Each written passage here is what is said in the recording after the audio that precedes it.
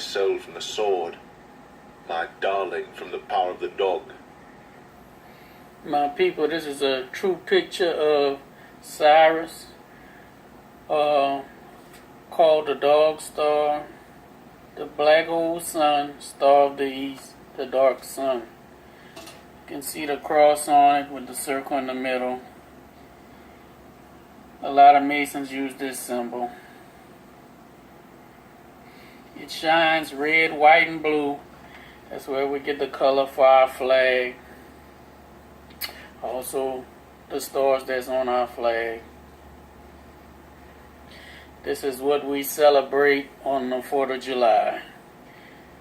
It's a hidden secret.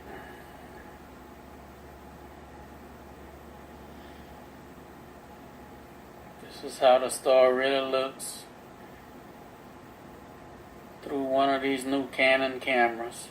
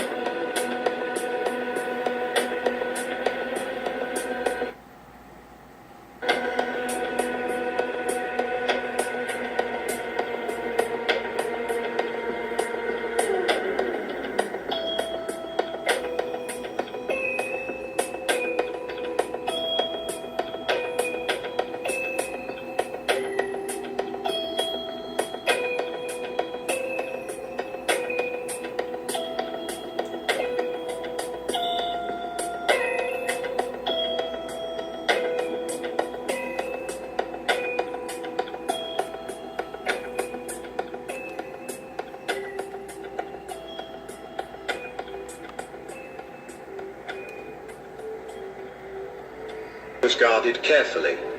The ancients believed there were two suns, a white sun, our solar sun, and a black invisible sun, at least to the serfs and those kept in ignorance. This black sun was noticed by the ancient adepts to move in such a way with our solar sun as to act as a ghost, moving in the exact same course and path as our solar sun. They also noticed at certain periods in a cycle, this star would be hidden behind our sun, and it was in this conjunction they believed either life and generation would miraculously appear, or death and destruction as divine providence. To the ancient prime, this black sun was believed to be a doorway or gateway to heaven, and this star rises before our solar sun every year helically, beginning on July 4th. For 70 days prior, this star is hidden behind our sun, and the ancient Egyptians would not bury their dead, believing the gateway to heaven and the gods closed. The helical rising of this black sun brought on what was called the dog days of summer, the hottest time of the year. To the Egyptians, it marked the time of the inundation of the Nile, causing the parched desert to bloom, bringing forth life. But depending upon the cycle of this black sun, it would also bring on drought, plague, pestilence, and death to the inhabitants of Upper and Lower Egypt. The ancient Egyptians believed this unique conjunction between these two suns acted as a portal and doorway of divinity. Understanding the motion and cycle of this black sun with our solar sun, also bestowed a unique ability and advantage over one's enemies that could be used against them strategically in combat. This most sacred and secret star in ancient mythos is called the Universal Father, the Great Architect, the Divine Son, Heaven, and the gateway to the gods. The ancient historian Plutarch called it Prutes, the leader. To the Egyptians, it was named Sopdet and Anu. To the Greeks, Syrios. To the Persians, Tyre. To the Semitic Canaanites, Hazel. To the Hebrews it was called Sihor. To the ancient Sumerians, Orn. In Vedic titles, it is called Kionastron and Mragavyada. To the Romans, it was called Sirius. To the ancient Celts, it was Ser. As gods, the black sun was called Isis and Anubis to the ancient Egyptians. Sophis, to the Greeks. Halel, to the Hebrews. Lucifer, to the Latins. In Syro-Arabic, it was called Matzaroth. In Arabic, it is called Al-Shira. To the Babylonians, Ishtar. The Phoenicians, Astarte. Other titles are the blazing star, Scorcher, the morning star, the bright, the evening star, the mighty one, the holy one, the torch of Loki, the star of Shiva, the arrow, the star of the east, the ruddy one, the dog star. Beats of Egypt reveal this esoteric secret through initiation. Black dog sun.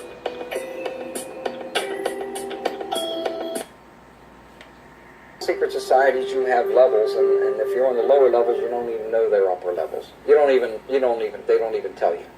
You bump into it by accident, or someone comes along. Now, in Scottish Rite, that's something different, because they know that there's a... But before that, in basically secret societies, let's go to ancient Egypt. To the ancient Egyptians, the priest would tell the serfs, the guys that tilled the land, they would say, the sun is God, okay? And so they accepted that very low-level interpretation, all physical. That's not what the priests believed. What the priests believed, there was a second level. The priests believed that, no, the physical sun is not the supreme being. It's the spirit which flows through the physical sun that is the supreme deity. However, there was another level. And the priests didn't even know it. It's those that were involved and elevated to if I would have told you this 15 years ago, I might have gotten shot. But I'm so glad now that this is easy to talk about. The third level, which was a higher level of understanding, said, no, it's not, that's not the sun. The sun is not the supreme deity. No, yes, spiritual energies come through the sun. That's not what we're talking about. What we're talking about is the star Sirius. The star was everything to the ancient Egyptians.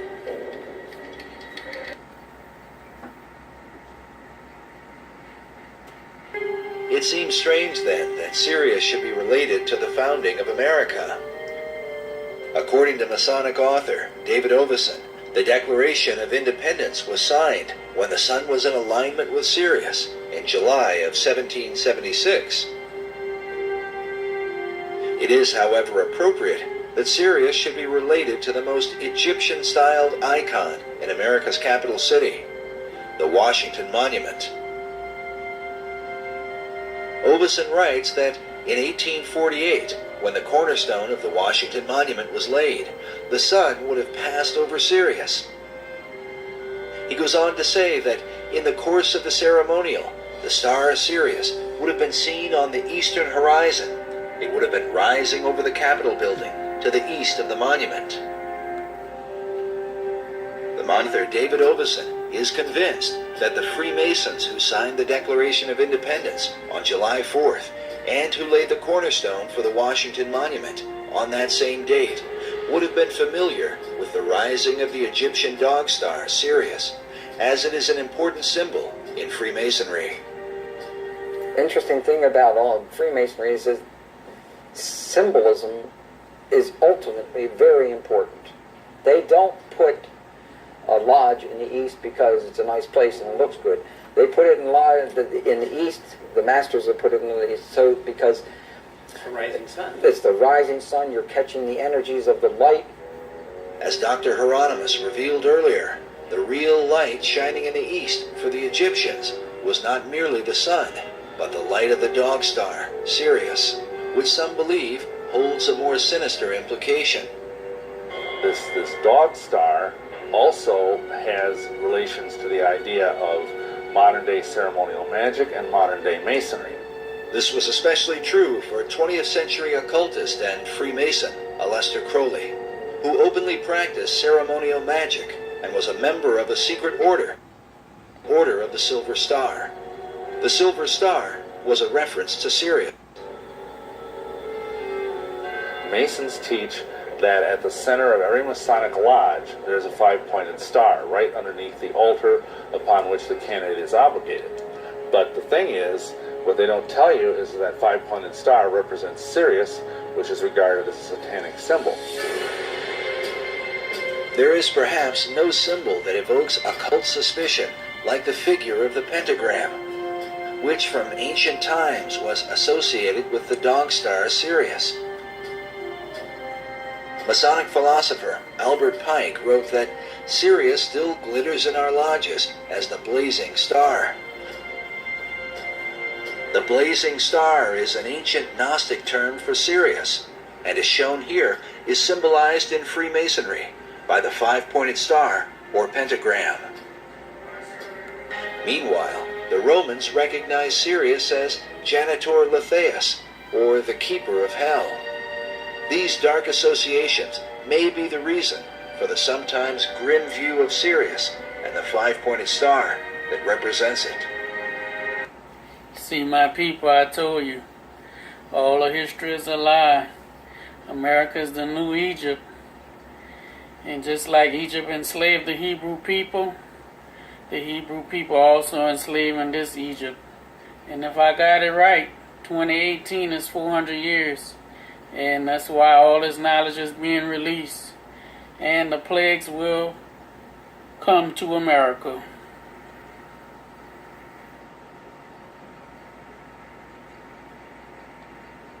And I heard a voice in the midst of the four beasts. And I looked, and behold, a pale horse, and his name that sat on him was Death, and hell followed with him.